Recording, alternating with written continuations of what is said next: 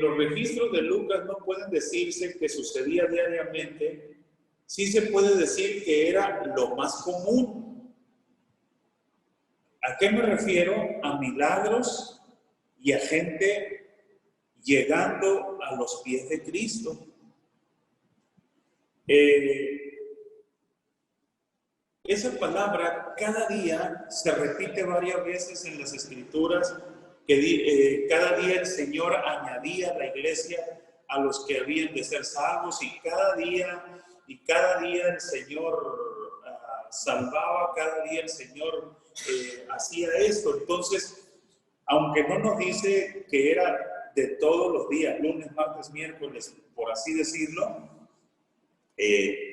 al decirnos cada día, era de lo más frecuente, era de lo más común. Es muy interesante esto porque es que en nuestras congregaciones, en nuestra vida de iglesia, en nuestro quehacer de iglesia, se volviera a repetir el cada día, el cada día, el cada día, donde estamos viendo la acción del Señor, salvando, sanando, restaurando, liberando, y todas esas cosas maravillosas que el Señor sabe hacer. Del versículo 1 al 10 del capítulo 3, estamos en el capítulo 3 del libro de los Hechos. El versículo 1 dice: Pedro y Juan subían a orar juntos al templo a la hora novena de la oración. Y podemos darnos cuenta que ahí están conservando Pedro y Juan el modelo que les enseñó Jesús. En el capítulo 10 del libro de los Hechos vemos que Jesús los envió a predicar. Primero envió a los 12, luego envió a 70, pero dice la Escritura que los mandaba de 2 en 2, ¿verdad? Ahí puede corroborarlo en Lucas 10:1. Acuérdense que Lucas y Hechos pueden formar un solo volumen, el 1 y el 2, el Evangelio y el libro histórico. Entonces, Hechos 10:1 nos dice que eran enviados de uno en uno. Pedro y Juan son un equipo, ya lo dijimos, y ahí está el concepto de 2 en 2. Los tiempos de oración. La costumbre de Israel y de los judíos era que tenían 3 tiempos de oración en el día. El primer tiempo de oración era a las 9 de la mañana, el segundo tiempo de oración era al mediodía, y el tercer tiempo de oración era a las 3 de la tarde. Se entiende que Daniel observaba estos 3 tiempos de oración. ¿Se acuerdan del canto infantil que dice 3 veces oraba Daniel en el día? Entonces, posiblemente se refiera a estos 3 tiempos, lo más seguro, 9 de la mañana, 12 del día y 3 de la tarde. Hay un salmo que a mí me gusta en lo personal: suba mi oración como el incienso de la mañana. A las 9 de la mañana, cuando el sacerdote entraba y echaba el incienso en el altar, y era acompañado de las oraciones. Eran unas oraciones posiblemente ya establecidas, ya estructuradas, con las que se comenzaba, con las que se introducía, y los adoradores utilizaban esa oración estructurada para introducirse en la oración y en la adoración, y ya posteriormente la oración se hacía algo espontáneo. Podemos ver en la iglesia primitiva que la iglesia primitiva tenía una oración estructurada también.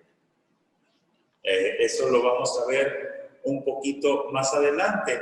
Hechos capítulo 3, versículos 2 al 3. Tengo mi dispositivo muy lejos, no puedo alcanzar a leer los nombres, pero Hermano, me parece que usted es de Ensenada. Levánteme la mano y denme un saludito. Usted mero, léame por favor Hechos 3 del 2 al 3.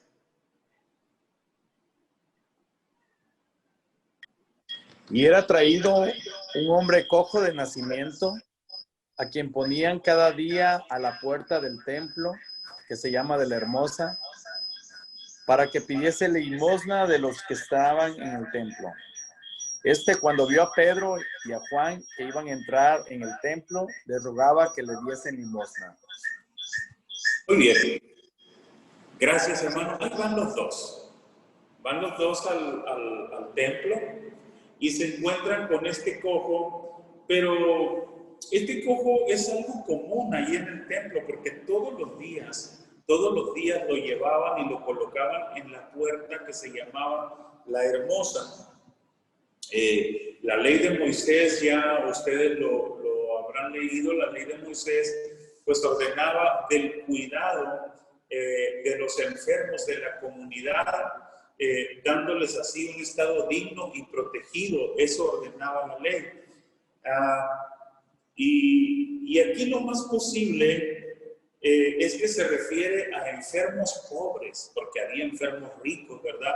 Enfermos que estaban no solamente en un estado de vulnerabilidad por la salud, sino que estaban en un estado de vulnerabilidad porque no tenían los recursos. Era obvio que este hombre no tiene los recursos y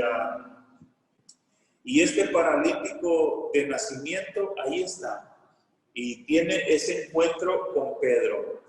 También nos dice la historia, como vamos a ver más adelante, que este cojo tenía 40 años. Era de edad de 40 años.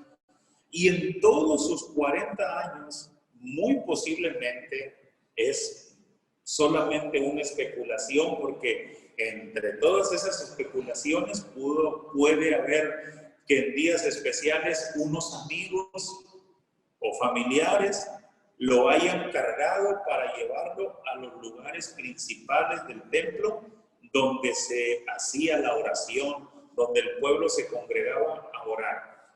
Pero también cabe la posibilidad de que nunca haya subido, porque para llegar a esos lugares, recorrer pasillos subterráneos y subir escalinatas para llegar a los lugares y tener acceso a los tiempos de oración. Entonces posiblemente él estaba privado de ello.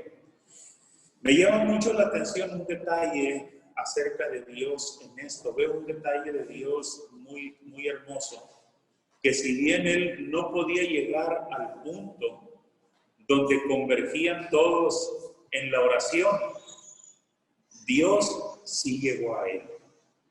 Dios sí vino a él.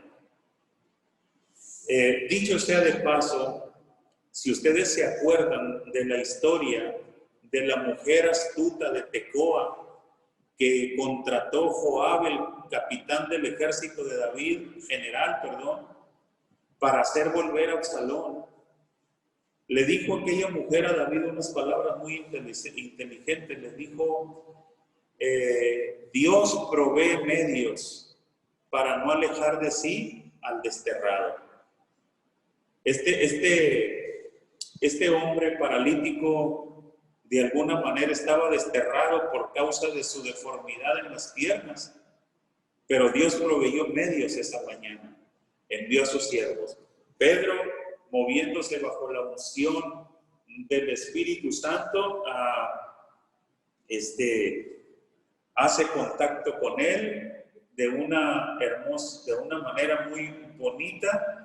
En el verso 4 al 7, la otra Jessica, que nos lea esto, por favor. A ver, Jessica, ¿qué? El apellido.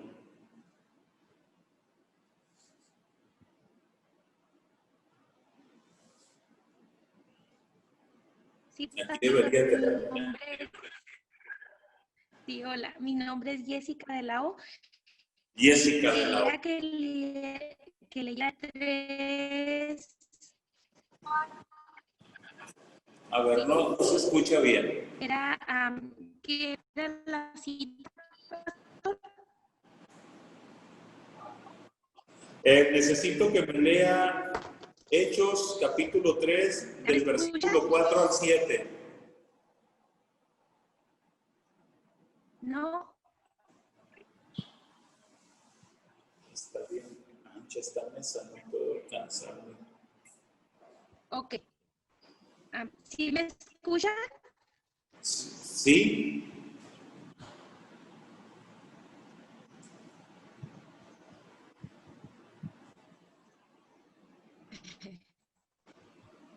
Ok.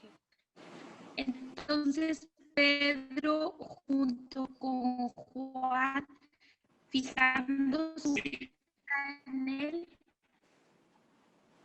le dijo, míranos. Y él los miró atentamente. Entonces,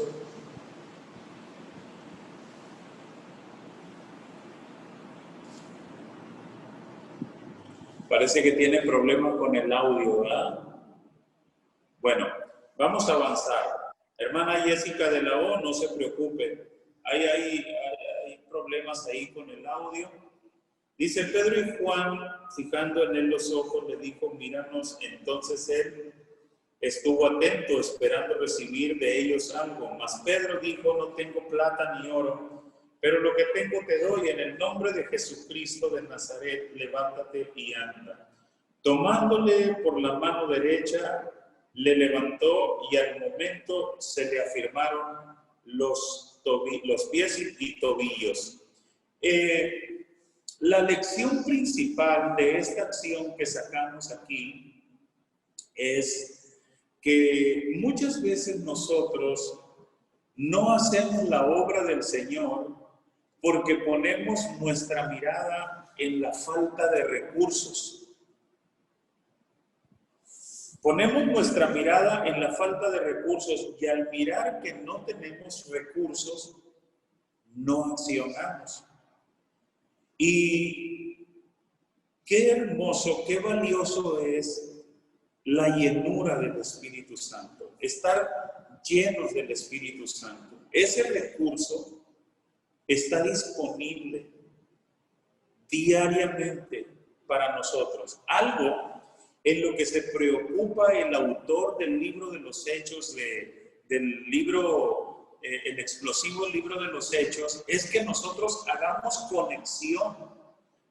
conexión con la experiencia de Hechos capítulo 2, que no es otra cosa más que el bautismo del Espíritu o la llenura del Espíritu Santo, conectada con la acción, con las acciones de Pedro, conectada en el capítulo 4 y a través de todo el libro de los Hechos. Entonces, hermanos, nuestro principal recurso como ministros del Señor, como pastores, como iglesias, como líderes, nuestro principal recurso es la llenura del Espíritu Santo. Jesús nunca dijo que íbamos a recibir una cuenta en el banco para ser testigos en Jerusalén, en Judea, en Samaria y hasta lo último de la tierra. ¿Estamos de acuerdo en eso? Jesús nunca dijo, les voy a dar un carro así y así para que me sean testigos en Jerusalén. No. Él dijo el Espíritu Santo. El Espíritu Santo es el recurso. Es el recurso. Entonces Pedro le dice, no tengo oro ni plata, no tengo esos recursos, pero tengo el recurso principal. Entonces, en el nombre de Jesucristo de Nazaret, levántate, anda, lo toma de la mano. Entonces, ese es el punto, esa es la lección.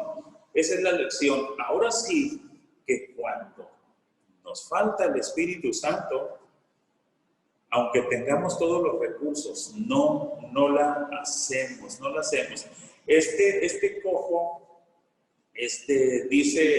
dice ya la Escritura en el libro de los Hechos, en el verso 8 al 10, me voy a ir un poco más rápido, se puso de pie y anduvo, verso 8. entró con ellos en el templo, está conmigo, y andando y saltando y alabando a Dios. Lo que no podía hacer en 40 años, como retomando lo que decía antes, que posiblemente era todo un gran esfuerzo para él por la deformidad de piernas que tenía, de poder caminar por todos esos pasillos subterráneos y subir escalinatas al lugar de la oración.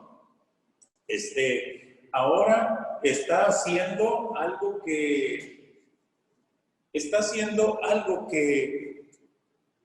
nunca hacía, y subir con los apóstoles, haciendo algo. No sé si alguno de ustedes tuvo la experiencia de haber sido tocado a través de un ministerio, de un hombre de Dios, de una mujer de Dios, y usted quería andar con ese hombre de Dios, con esa mujer de Dios, compartir, convivir, invitarle a desayunar, salir juntos, aprender de él, cargar sus maletas y todo ello. Eso es exactamente lo que le sucede al cojo de la puerta, la hermosa. No los quiere dejar. Y bueno, ahí está impactado porque todo el pueblo le ve andar y alabar a Dios. Y dice que le reconocían que era hombre que se sentaba a pedir limosna a la puerta del templo de Hermosa, y se llenaron de asombro y de espanto por lo que había sucedido. Los que observaban se llenaron de asombro y de espanto por lo que había sucedido. Texto aquí repetido. Y otra vez vamos a la carga. Pedro a predicar de nuevo, porque Pedro ve y discierne que ese es el momento especial y divino para predicar la verdad. Un momento especial y divino para predicar la verdad. Y nuevamente él comienza a predicar. Básicamente es lo mismo que le predica a la audiencia que tenía en Hechos capítulo 2. Es lo mismo, el arrepentimiento, el asunto, el hecho que mataron al autor de la vida, tiene la misma esencia, casi la misma estructura, su sermón. Pero hay algo muy interesante que debe aplicar a la vida de los siervos de Dios. Hechos 3, versos 11 y 12.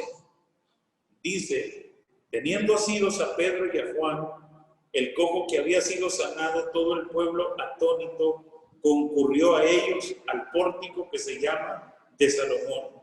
Viendo esto, Pedro respondió al pueblo: varones israelitas, ¿por qué os maravilláis de esto? ¿Por qué ponéis los ojos en nosotros como si por nuestro poder o piedad hubiéramos hecho andar a este? El reflector se dirige a Pedro. Pedro lo entiende. Pedro lo discierne.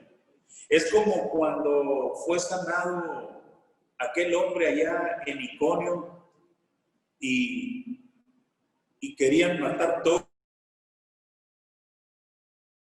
a Pablo y a Bernabé. Es exactamente lo mismo. Y ellos disciernen que los reflectores se los están poniendo a ellos. Y ellos accionan y les dicen: nosotros no hicimos nada. No es por nuestra piedad, no es por nuestro poder. Y es el momento para el reflector guiarlo hacia la persona correcta. ¿Quién es la persona correcta? Quien debe de ser honrada, quien debe de ser glorificada, reconocida, es Jesucristo de Nazaret. Él fue el que lo hizo. No lo hicimos nosotros, le dice Pedro, y guía nuevamente a aquellos judíos a quienes los hace culpables de su muerte. Fueron entregadores y matadores. Él ha resucitado. Él ha resucitado de los muertos. Él es el que ha hecho esto. Quiero, por favor, veo ahí a mi hermana Dulce de Lugo, el versículo 13 al 16, por favor.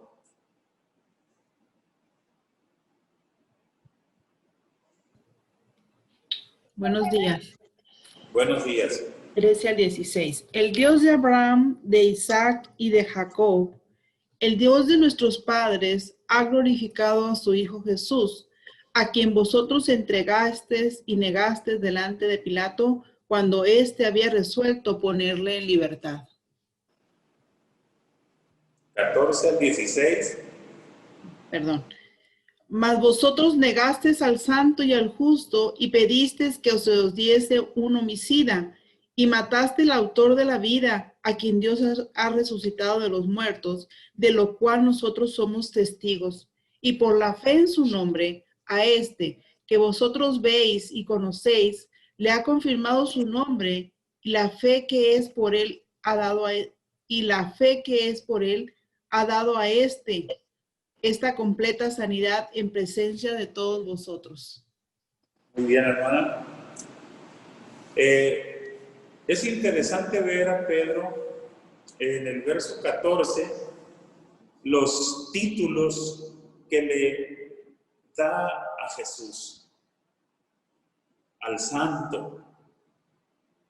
¿Cuál otro título ve usted, aparte del santo? Al justo. Y lo cambiaron por un homicida. Pero en el versículo 15 le da un título que hace más dramático el asunto.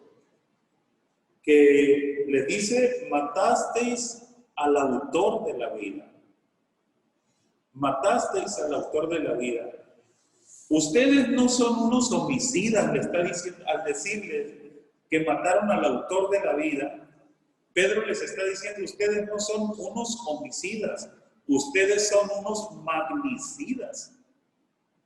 ¿Sí me explico? Magnicidas, porque no mataron a cualquier hombre, mataron al dador de la vida. Pero Dios lo resucitó. Dios lo resucitó. La muerte no lo podía retener. Y por ese Cristo resucitado, ustedes están viendo este milagro hoy de este cojo que ha sido restaurado completamente de sus deformidades, de sus piernas que le impedían caminar.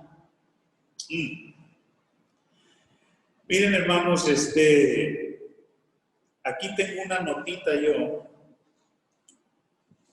y voy a tratar de ser lento en esto, y le pongo ahí entre lo abstracto y lo concreto. Lo abstracto debemos entenderlo como algo no concluyente.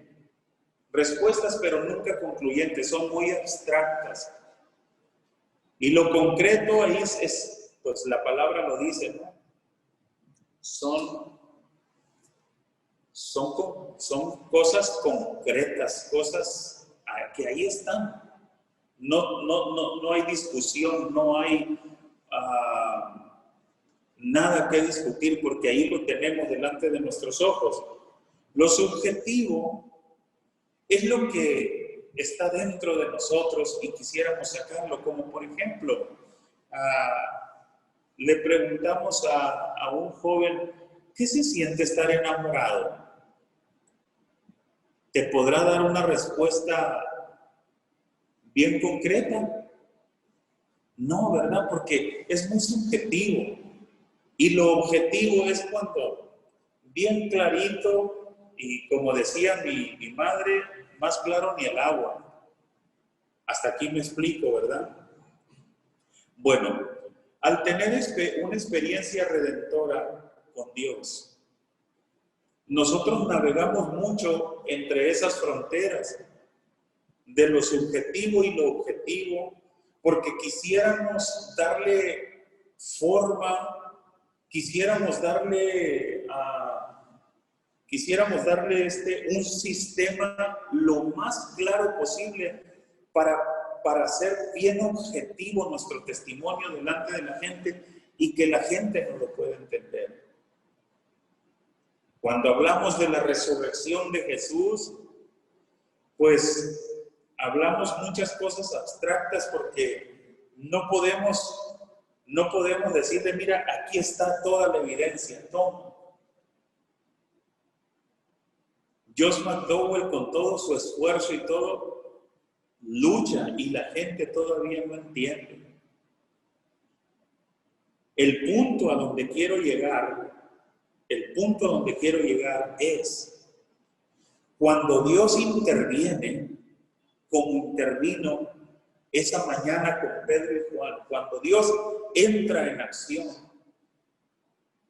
Y un hombre con sus piernas completamente deformes, 40 años sentado pidiendo limosna. Y ese hombre se encuentra, no con Pedro, no con Juan, con el poderoso nombre de Jesucristo. Y dos hombres llenos del poder del Espíritu Santo. Y es levantado y sus piernas son afirmadas.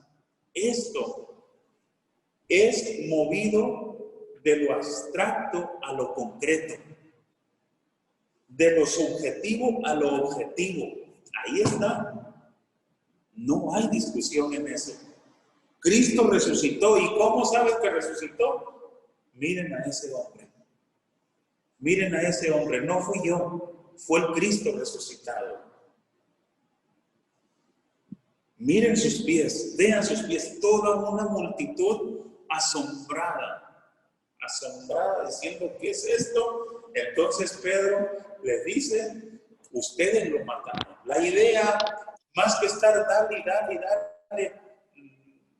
acusando, la idea es, ustedes mismos lo mataron. Ustedes mismos firmaron la sentencia de muerte. Ustedes mismos se aseguraron de que fuera clavado y puesto en una cruz en el Gólgota. Ustedes mismos se aseguraron de que muriera, se aseguraron de que no hubiera duda de su muerte. Ustedes mismos son testigos cómo lo metieron a una tumba, pero él resucitó. Hasta ahí, digamos, es. Pero hay un hombre cojo de nacimiento, de 40 años de edad, que ahora anda saltando y danzando y alabando a Dios, agarrado de los apóstoles, y decía, aquí está la prueba concreta. Aquí está la prueba objetiva de lo que estamos tratando. ¿Me explico? Qué tremendo, ¿verdad? ¿Alguien, algún comentario? Nomás levánteme la mano y le damos la palabra. Seguimos. Bien. Y el verso 19 y 20 no pueden faltar ahí. Un sermón sería incompleto sin eso. Así que arrepentidos y convertidos. Arrepentidos y convertidos para que sean borrados vuestros pecados, para que vengan de la presencia del Señor tiempos de refrigerio, y Él envía a Jesucristo que os fue anunciado. Un sermón es incompleto si no llamamos a la gente al arrepentimiento, a experimentar la conversión de nuestras vidas, de nuestras almas. Y ese momento fue muy especial para Pedro y lleva a aquella gente que seguramente, como en el capítulo 2, estaban tocados y haciéndose preguntas: ¿qué haremos? ¿Qué haremos? Arrepentirse y convertirse para que sean borrados los pecados. Sin arrepentimiento, sin conversión, en base a lo que Jesús hizo, no hay remisión de pecados. Versículos 21 al 26, hermana Yuri de Jiménez. 21 al 26. Muy bien, dice, a quien de cierto es necesario que el cielo reciba hasta los tiempos de la restauración de todas las cosas, de que habló Dios por boca de sus santos profetas que han sido desde tiempo antiguo. Por Moisés dijo a los padres, el Señor vuestro Dios os levantará profeta de entre vosotros hermanos, como a mí, o él oiréis en todas las cosas que os hablé. Y toda alma que no oiga a aquel profeta será desarraigado del pueblo. Y todos los profetas, desde Samuel en adelante, cuando han hablado también han anunciado esos días. Vosotros sois los hijos de los profetas, y el pacto de Dios hizo con nosotros, con nuestros padres, diciendo a Abraham, en ti simiente serán benditas todas las familias de la tierra. A vosotros primeramente, Dios, habiendo levantado a su Hijo, lo envió para que os bendijese, a fin de que cada uno se convirtiera de su maldad. Gracias, hermana. Una pregunta. ¿Ustedes creen que si la audiencia de Pedro no hubiese sido judía, hubiera predicado eso? ¿Cómo hubiera predicado un sermón Pedro si su audiencia no hubiera sido judía?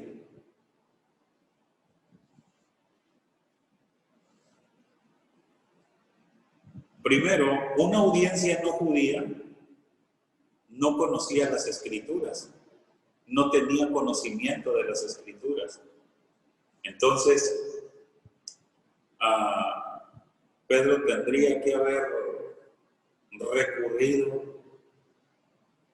a otras formas, a otras estrategias, buscar palabras, pero bueno, Dios siempre bajo control tiene a un judío que le costó mucho trabajo, como vamos a ver más adelante en el estudio del libro de los Hechos, le costó bastante trabajo brincar las barreras culturales hacia las naciones, le costó mucho trabajo, pero él es todo un judío y no tiene ningún problema porque su audiencia es 100% judía y le está citando las Escrituras. Le está hablando acerca de cómo Moisés en Deuteronomio, me parece 18, 15 al 19, les dice, profeta como yo les va a levantar el Señor. Hay una profecía, el pueblo de Israel tenía una profecía y que se le iba a levantar un profeta como él. Hechos 3, 22 me parece, sí. Moisés les dijo, porque Moisés dijo a los padres, el Señor vuestro Dios levantará profeta de entre vuestros hermanos, así como a mí. El que no oiga a este profeta será cortado. Y obvio que Pedro está dirigiendo la atención de su audiencia judía a que ese profeta que Moisés anunció era el Señor Jesucristo. Y luego de ahí dice, todos los profetas, desde Samuel, todos nos anunciaron de Jesús, del Salvador. O sea, Él es el profeta anunciado y el mensaje es para ustedes primeramente. Primeramente Dios en su anhelo, en su voluntad, el mensaje es que les llegara a ustedes primero. Así es que arrepentirse y a convertirse. Ya adelantándome mucho a lo que estamos diciendo, posteriormente viene el apóstol Pablo, un hombre más liberado de prejuicios, un hombre con el que Dios trató de una manera muy tremenda y lo enfoca hacia los gentiles y él desarrolla pues toda la doctrina y la teología de la salvación hacia los gentiles, doctrina y teología que chocó muchas veces, como vamos a ver más adelante en el libro de los Hechos, con el mismo Pedro, con los apóstoles, con los ancianos de la iglesia en Jerusalén, y tuvieron que hacer muchos trabajos de procesos teológicos. Todo eso van a descubrir ustedes en el libro de los Hechos. Nos vamos al capítulo 4, verso 1 al 4.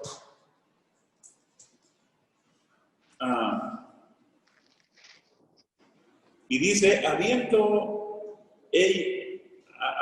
ellos al pueblo, vinieron sobre ellos los sacerdotes con el jefe de la guardia del templo y los saduceos, y resentidos de que enseñasen al pueblo y anunciasen en Jesús la resurrección de entre los muertos, y les echaron mano y los pusieron en la cárcel hasta el día siguiente, porque era ya tarde. Pero muchos de los que habían oído la palabra creyeron, y el número de los varones era como 5,000. La iglesia creciendo. La iglesia creciendo. El versículo 2 me deja ver un atisbo así, un pequeño atisbo de que el jefe de la guardia y el Sanedrín, los ancianos, estaban resentidos de que enseñasen y anunciasen en Jesús la resurrección de entre los muertos. ¿A qué se refiere esto? De que los resultados, ahora sí que ahí les va esta dominguera, y se tienen que acostumbrar a estas palabritas en un instituto bíblico. Los resultados hermenéuticos de Pedro, es decir, toda la interpretación que Pedro da en su sermón del profeta que Moisés prometió que iba a levantar, de todo lo que ese profeta que Moisés dijo que iba a ser, todos los profetas desde Samuel hasta Zacarías hablaron de él. La conclusión de Pedro es todo apunta hacia Jesús, al que ustedes mataron, al autor de la vida. Él es. Entonces, volviendo al capítulo 4, versículo 2 de los Hechos, que estaban resentidos de que anunciaban que Jesús la resurrección de los muertos, básicamente estaban enojados los maestros de la ley, los escribas, los fariseos, los ancianos, de que Pedro dijera que Jesús era ese gran profeta, y que todos los profetas, desde Samuel hasta Zacarías o Malaquías, Pedro identificaba a Jesús con el cumplimiento profético. Ese era su resentimiento y su molestia.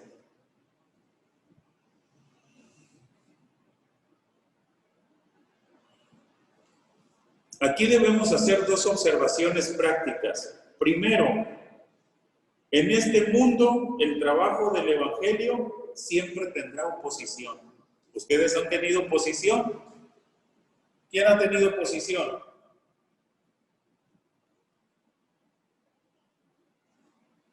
No tiene que buscarla la oposición, solita llega, solita llega. Aquí en la iglesia se levantó un grupo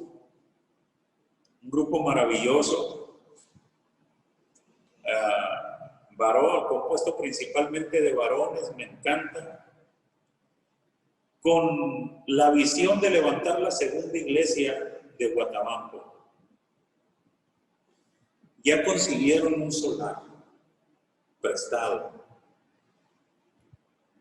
Tenemos la carpa para levantarla y ponerla. Pero cuando estaban hablando con los dueños de los solares para pedirlos prestados, y si querían hacer algún papeleo de que el solar era prestado y que no tuvieran ningún temor de que pues había alguna ventaja oculta, ahí al lado de las personas empezó uno a decir, es que los hermanos son esto y deben de tener cuidado. Ni lo invitaron al hombre, solito se metió a la plática. La oposición no la tenemos que buscar, solita llega. Es el primer principio. En segundo lugar, no importa lo malo que pase. Dios está en su trono y sus propósitos se llevan a cabo.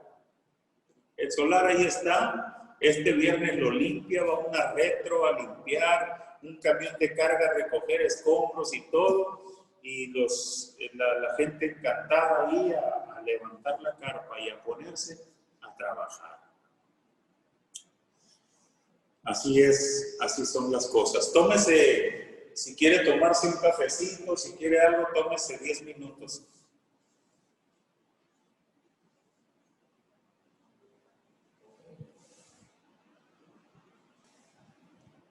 Estamos en Hechos capítulo 4, versos 5 al 7.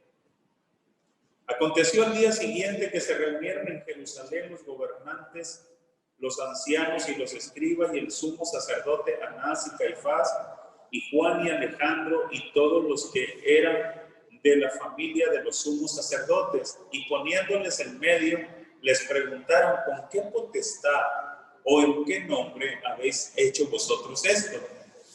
Continuamos con lo que les decía ahorita de las conclusiones hermenéuticas del apóstol Pedro, en que sus conclusiones eran el profeta del que habló Moisés y del que hablaron desde Moisés, desde Samuel, a todos los profetas posteriores, apunta hacia Jesucristo de Nazaret. Él es la persona, Él es el Mesías. Y obvio que esto no les gustaba para nada a los líderes judíos.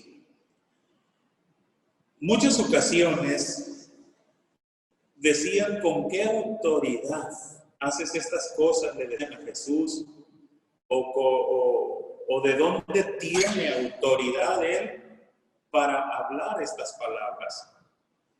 En la costumbre o en el contexto judío había niveles de rabinos. Repito, en el contexto judío había niveles de rabinos. Había rabinos que podían enseñar, que tenían autoridad para enseñar la ley. Y ellos enseñaban la ley, estrictamente lo que la ley decía. Pero había otros rabinos de más alto nivel que tenían autoridad para interpretar la ley.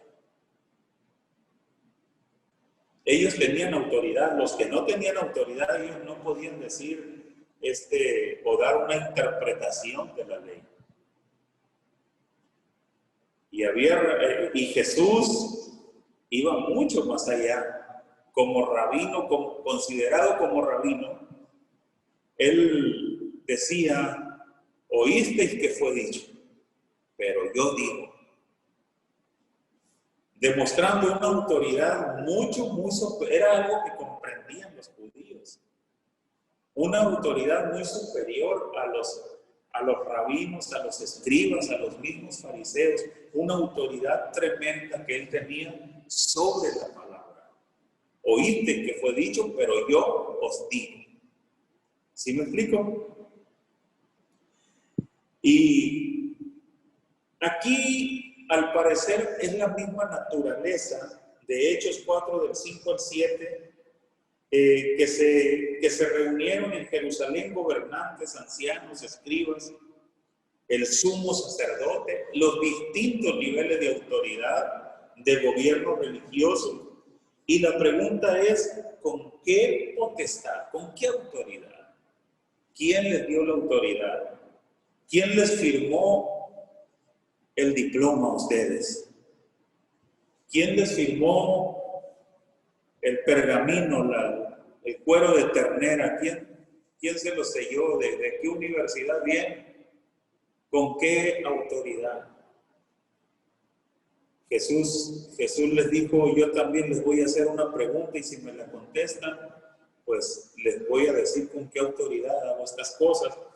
Y aquí está Pedro, ¿verdad? Y le están haciendo una pregunta y nuevamente está la conexión con el capítulo 2 y me refiero al versículo 8 al 12, donde dice, entonces Pedro, ¿cómo está Pedro?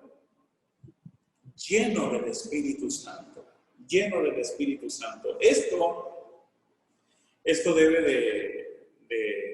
de hacernos ver la conexión que hay con el libro de los Hechos, porque lleno del Espíritu Santo en el verbo griego es una continuidad. Era lleno y seguía siendo lleno. Y es algo que nosotros debemos de procurar. No podemos conformarnos con la llenura del Espíritu Santo en una experiencia gloriosa que tuvimos hace 10 años, la cual no mantenemos fresca diariamente. Tenemos que ser llenos y continuar siendo llenos del Espíritu Santo. Y le da respuesta a los gobernantes del pueblo y a los ancianos de Israel. Verso 9, puesto que hoy se nos interroga acerca del beneficio hecho a un hombre enfermo, de qué manera éste haya sido sano, sea notorio a todos vosotros y a todo el pueblo de Israel, que en el nombre de Jesucristo de Nazaret, a quien vosotros crucificasteis, Dios resucitó de los muertos, por él este hombre está en vuestra presencia sano. Este Jesús es la piedra reprobada. Aquí está una profecía citada por Pedro, por vosotros los edificadores, la cual ha venido a ser cabeza del ángulo. Y en ningún otro hay salvación, porque no hay otro nombre bajo el cielo dado a los hombres en quien podamos ser salvos. Los oídos judíos que estaban escuchando esto lo entendían perfectamente.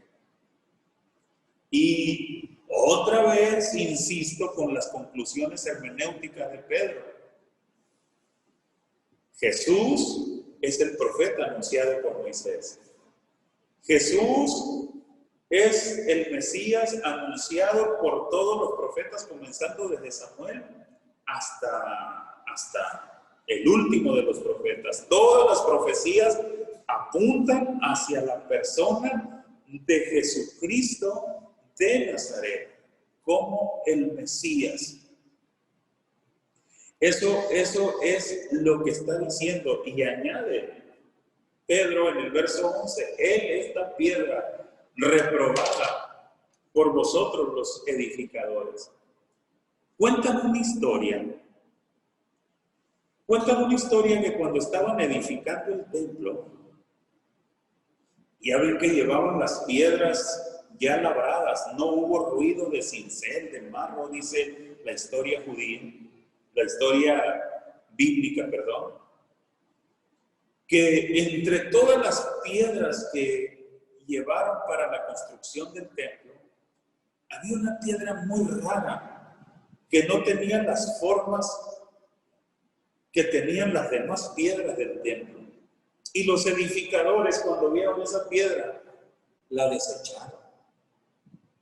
La relegaron por allá en algún rincón del área, por allá quedó relegada la piedra, y continuaron la edificación del templo colocando cada piedra en su lugar. Cada piedra venía con su diseño ya, como ya lo dije. Y cuando estaban cerrando ya, el cierre del templo del edificio quedó de una forma que decían, ¿cómo? Y aquí no entra. Y todos estaban partiéndose la cabeza porque no daba. Y uno de los edificadores, de los más antiguos, de los que comenzaron el inicio de la edificación del templo, se acordó de aquella piedra y dijo, allá en fulano lugar, entre la rama y entre la maleza y ya casi enterrada, quedó una piedra que desecharon los edificadores. Vamos a verla. La sacaron, la limpiaron y era exactamente la piedra. De ahí viene, se dice que posiblemente de ahí viene esa palabra profética, se tomó como una palabra profética inspirada ya por el Espíritu Santo, la piedra que desecharon los edificadores, una señal hacia los judíos. Ustedes no le hallan forma, ustedes tienen otra mentalidad, tienen otra forma de ver a su Mesías, sus conclusiones hermenéuticas de la persona del Mesías son muy diferentes a las que presenta la Sagrada Escritura. Y si ponen la mirada en Jesús, ustedes se van a dar cuenta, Él es la pieza que falta, Él es la piedra rechazada. Muy bien. Vamos a seguir adelante. Esto está emocionante, ¿verdad? ¿No lo consideran? Me perdí aquí.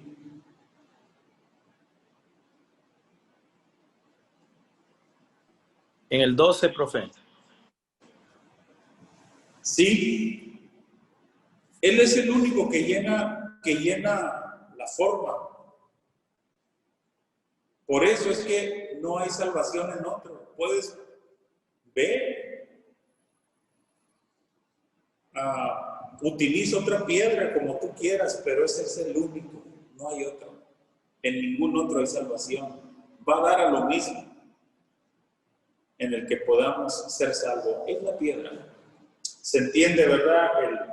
El concepto y si nosotros analizamos ello, pues podemos entender que el oído judío, la audiencia que tenía Pedro, entendía perfectamente lo que se estaba diciendo, correctamente. Tal como usted y yo lo entendemos, ellos lo entendían. Versículos 13 al 22, Alberto, ya te vi. Capítulo 4, 13 al 22. Buenos días, compañero. Dios los bendiga. ¿Sí me escuchan? Sí. Ok. Entonces, viendo el denuedo de Pedro y de Juan, sabiendo que eran hombres sin letra y de vulgo, se maravillaban y reconocían que había estado Jesús. Y viendo al hombre que había sido sanado, que está en pie con ellos, y no podían decir nada en contra, entonces les ordenaron que salieran del concilio y conferenciaban entre sí diciendo: ¿qué haremos con estos hombres? Porque de cierto, señal manifiesta ha sido hecha por ellos, notoria a todos los que moran en Jerusalén, y no lo podemos negar. Sin embargo, para que no se divulgue más entre el pueblo, amenacémoslo para que no hablen de aquí en adelante a hombre alguno en este nombre. Y llamándolos, les intimaron que de ninguna manera hablasen ni enseñasen en el nombre de Jesús. Mas Pedro y Juan respondieron diciéndole: juzgad si es justo delante de Dios obedecer a vosotros y a Dios, porque no podemos dejar de decir lo que hemos visto y oído. Gracias.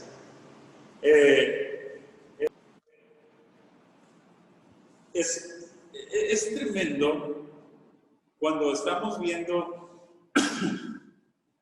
la sorpresa que tienen los opositores.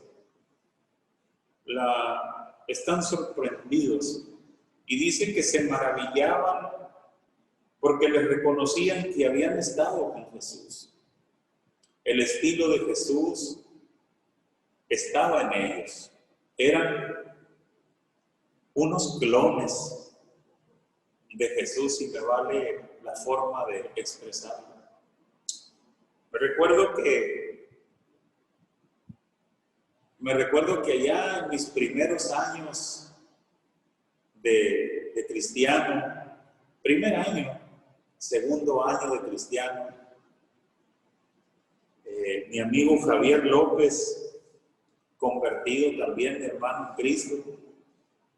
Llegó un evangelista que nos impresionó tanto, era un puertorriqueño, Ramiro Ramos. Yo creo que mi hermana Dulce a lo mejor lo conoció, al hermano Ramiro Ramos. Y hablaba así, pues con el acento puertorriqueño. No creo que se nos pegó el acento puertorriqueño a nosotros. Hablábamos como DJ Ávila, no revista, decíamos. Y él usaba zapatos blancos, nos compramos zapatos blancos. No, traíamos edición de la buena. Y yo veo a Pedro, a Juan, que eran como Jesús. Y decían, estos se parecen a Jesús. Habían estado con Jesús, la enseñanza de Jesús, la ética de Jesús, la espiritualidad de Jesús. Todo se reflejaba en ellos. Y por supuesto, esto nos tiene que llevar a estos principios, ¿verdad? De parecernos a Jesús. Somos llamados a ser como Él, a emularlo, a imitarlo en todo.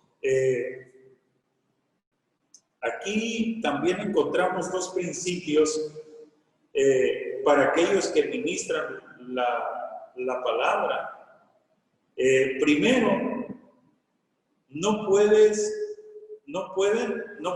sino hablar. Es lo que tenemos que hacer. No podemos callarnos. Yo no sé si tú te puedes callar lo que Dios hizo contigo. El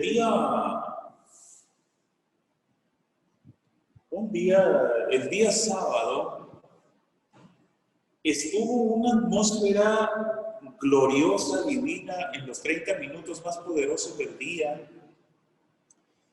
Y aunque mi esposa no estaba conmigo físicamente ahí, ella estaba en casa siguiéndome desde su dispositivo. Pero parecía como que si hubiéramos estado juntos en una oración intercesora muy, muy afines.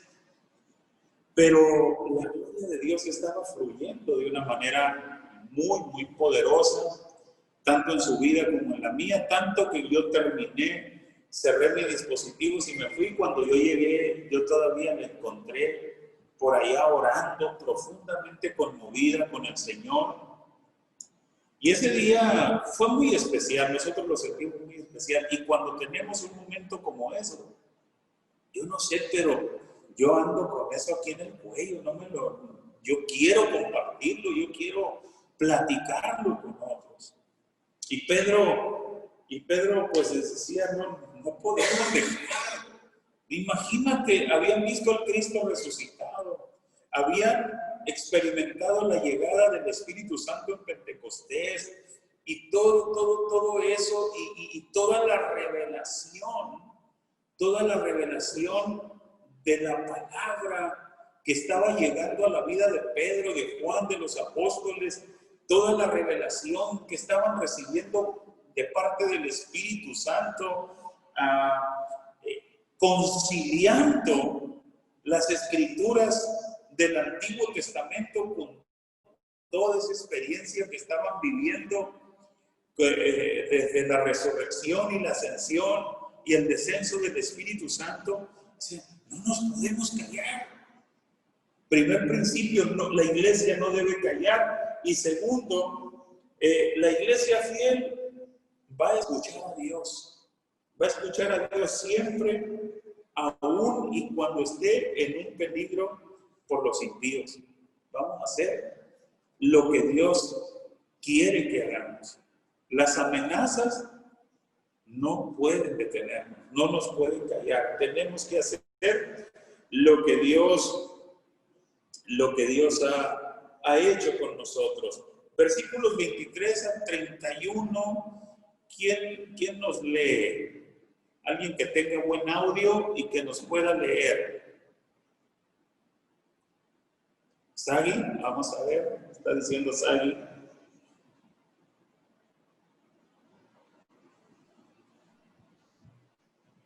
¿23 al 31? Sí. Y puestos en libertad, vinieron a los suyos y contaron todo lo que los principales sacerdotes y los ancianos les habían dicho. Y ellos, habiéndolo oído, alzaron unánimes la voz a Dios y dijeron: Soberano Señor, tú eres el Dios que hiciste el cielo y la tierra, el mar y todo lo que en ellos hay, que por boca de David tu siervo dijiste: ¿por qué se amotinan las gentes y los pueblos piensan cosas vanas? Se reunieron los reyes de la tierra y los príncipes se juntaron en uno contra el Señor y contra su Cristo, porque verdaderamente se unieron en esta ciudad contra su santo Hijo Jesús, a quien ungiste, Herodes y Poncio Pilato con los gentiles y el pueblo de Israel, para hacer cuanto tu mano y tu consejo habían antes determinado que sucediera. Y ahora, Señor, mira sus amenazas y concede a tu siervo que con todo denuedo hable en tu palabra, mientras extiendes tu mano para que se hagan sanidades y señales y prodigios mediante el nombre de tu santo Hijo Jesús. Cuando hubieron orado, el lugar en que estaban congregados tembló y todos fueron llenos del Espíritu Santo y hablaban con denuedo la palabra de Dios. Muy bien, nuevamente te vuelve a conectar con la experiencia de Hechos capítulo 2. ¿Te das cuenta? La llenura y la continuación de la llenura. Pero la pregunta es, una vez que ellos salen de las autoridades, ¿a quiénes fueron después del suceso? Con la iglesia. Fueron a la iglesia a platicarles, a presentarles lo sucedido. ¿Y cuál es la reacción natural de la iglesia? Orar. Orar. Parece que nosotros damos una respuesta muy simplista, ¿verdad? Cuando se nos presenta un problema, hermanos, vamos a orar. Pero es lo que mejor sabemos hacer. O se supone que es lo que mejor sabemos hacer, orar. Y orar es entrar en la presencia de Dios. Y entrar en la presencia de Dios es entrar con un ser todopoderoso. Permítanme abrir un paréntesis aquí y compartirles algo que recibí de parte de Dios anoche en mi tiempo privado con el Señor. De rodillas y con Efesios capítulo 1 abierto, le oraba al Señor y le decía: Padre y Dios de mi Señor Jesucristo, dame espíritu de revelación en el conocimiento de ti, alumbra mis ojos de mi entendimiento. Y de alguna manera el Señor empezó a ministrarme, porque el día de antier por la noche yo recibí la noticia de que murió Milagros Luzanilla, una persona por la que estuve orando mucho porque Dios hiciera un milagro en ella, pero murió. Y anoche me fui a la cama después de estar con una jovencita que quiero mucho, que había tuvo un aborto el día de ayer. Y le decía al Señor, yo siempre quise que tú la sanaras y me duele mucho que esta niña pierda a su hijo. A mí me hubiera gustado que tú me hubieras dado un sí por respuesta, pero eres soberano y yo te adoro, porque solamente tú entiendes. Yo no lo entiendo, pero tú lo sabes y eso me basta. Así es que yo te adoro, te sirvo. Tenemos la tendencia de querer ver a Dios y su poder como algo impersonal, como una fuerza activa, como dicen algunos por ahí. Y querer estudiar la Escritura para ver cómo podríamos manipular ese poder a nuestro favor, a nuestros caprichos, a nuestro beneficio. Y eso no debe de ser. Eso no se puede. ¿Por qué? Porque estamos tratando con un Dios personal. Él es una persona. Eso me mostró el Señor anoche, el Espíritu Santo. Él es una persona con sentimientos. Es decir, con sentimientos, Él ama, Él se llena de ira, Él llora, Él se duele. ¿Y qué persona es? Todopoderoso, omnisciente, omnipresente.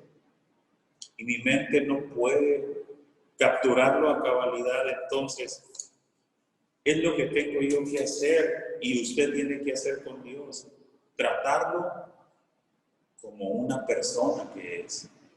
Pero una persona omnipotente, omnipresente, omnisciente. Y al decir esto, Él todo lo sabe. Y yo tengo que ser humilde con Él. Dice Jeremías, en esto que se alabe el que se tenga que alabar, en entenderme y en conocer. Entonces, al momento que yo entiendo que Él es una persona, es alguien a quien yo jamás debo de pretender manipularlo. Solo humildemente pedirle, suplicarle. Por eso es la súplica, el ruego. Quizás Él tenga misericordia, quizás Él se mueva.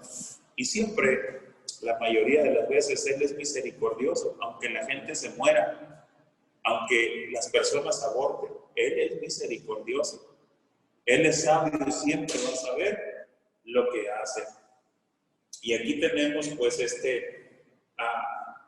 esta gente orando. Y decíamos que la oración es algo estructurado. Vemos una estructura en la oración, porque están citando salmos acordes a la situación que están viviendo.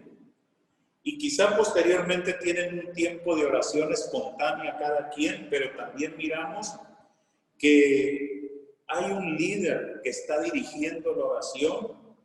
Por eso hay las respuestas de los amenes y el resultado. Otra vez es que el lugar tiembla y son llenos del Espíritu Santo y viene el denuedo. Cuando usted es lleno del Espíritu Santo, usted tiene denuedo.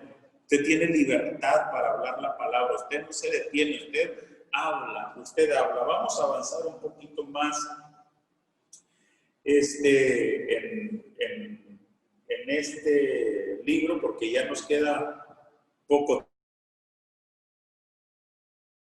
Las notas, si a usted no le llegaron, háganoslo saber para que las notas de las que he estado yo leyendo pues le faciliten más el estudio de esto que hemos visto. Pero vayamos al capítulo 5, versículos 1 al 2. Pero cierto hombre llamado Ananías, con Zafira su mujer, vendió una heredad y sustrajo del precio, sabiéndolo también su mujer, y trayendo solo una parte, la puso a los pies de los apóstoles. De esta historia podemos decir de Ananías y de Zafira, algo que me llama mucho la atención, y seguramente usted lo leyó ahí, y cómo lo plantea el autor del explosivo libro de los Hechos. Dice, ¿por qué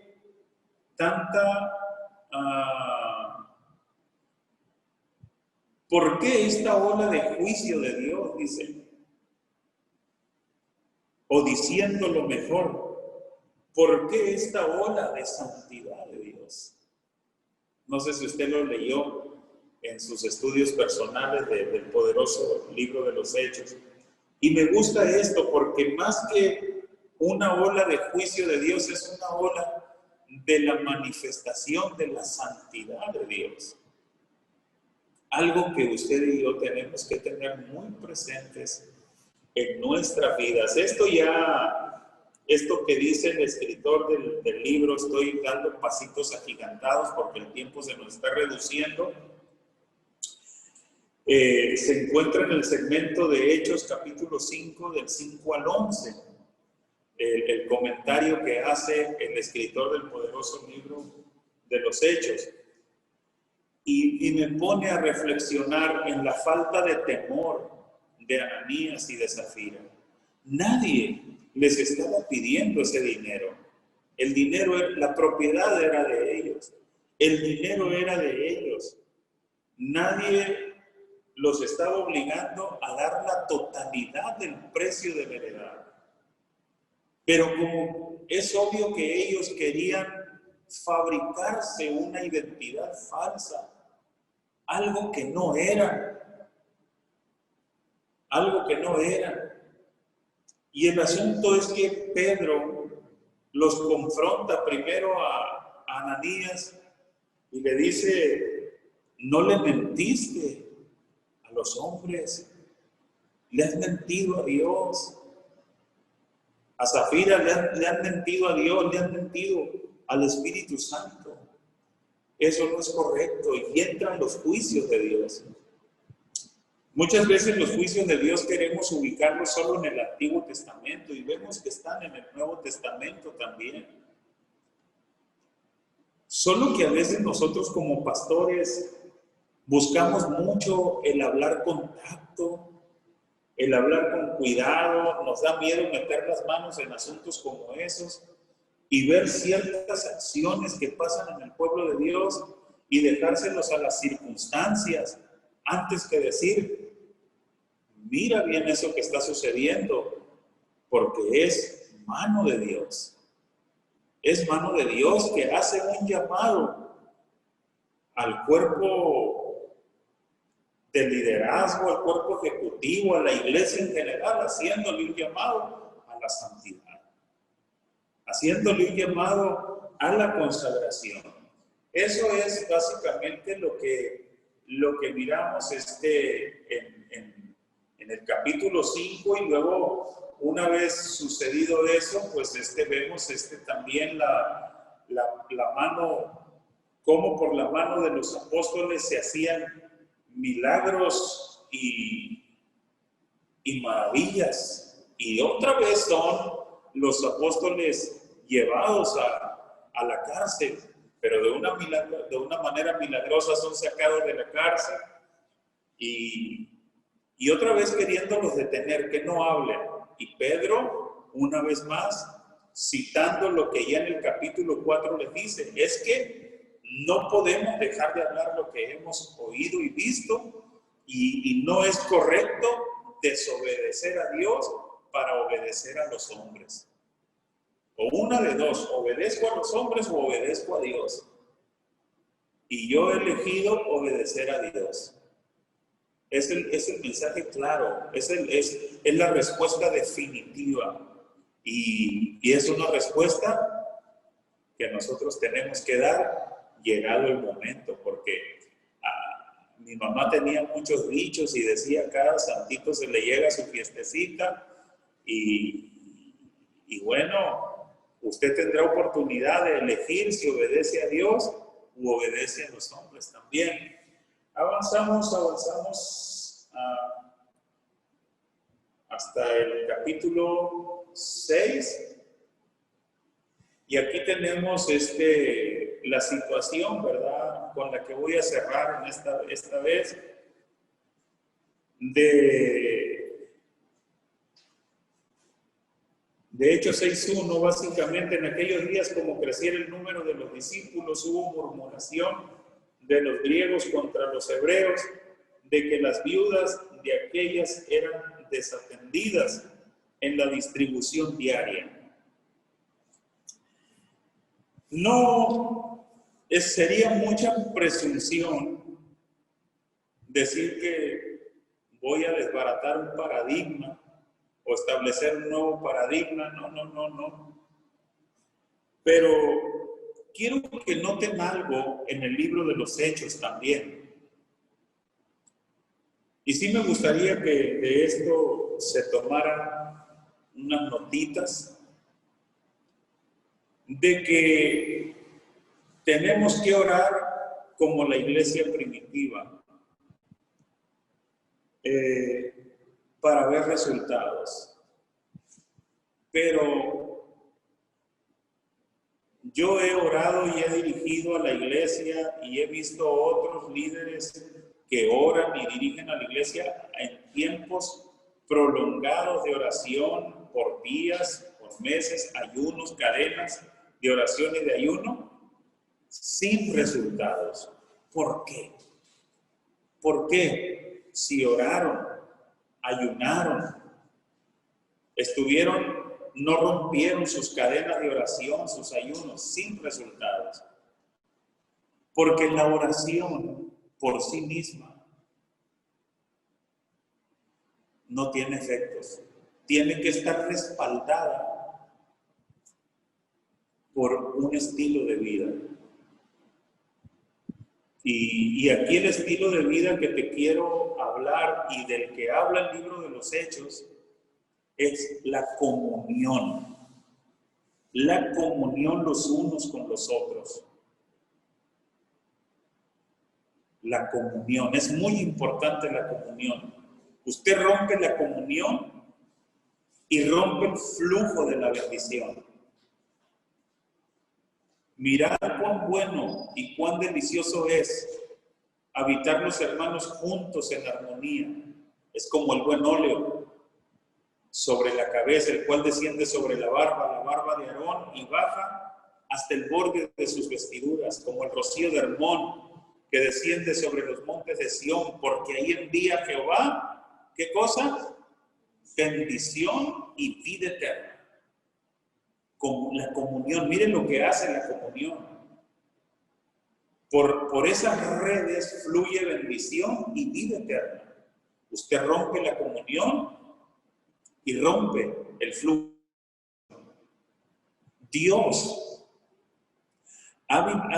Dios existe eternamente en comunión, en perfecta comunión. Antes de crearnos, Él no nos creó porque se sintiera solo. Nos creó por su beneplácito. Él no se sentía solo, Él ya existía en perfecta comunión con el Padre, el Hijo y el Espíritu Santo. En una perfecta comunión. La esencia de Dios, la naturaleza de Dios, el corazón de Dios es comunión. Y cuando nosotros rompemos la comunión, le partimos el corazón a Dios. Entonces, volviendo al libro de los Hechos, ¿cómo estaban en el capítulo 1? Juntos. ¿Cómo estaban en el capítulo 2? Juntos, unánimes. ¿Cómo dice normalmente el libro de los Hechos? Que eran de un solo corazón, que se reunían en las casas y con alegría y con sencillez de corazón partían el pan juntos y grande gracia era derramada sobre ellos. La comunión. Así que la comunión es como la plataforma sólida, poderosa, que impulsa la oración hasta el trono de la gracia. La comunión. Y la comunión en el capítulo 6 se ve amenazada. Se mira amenazada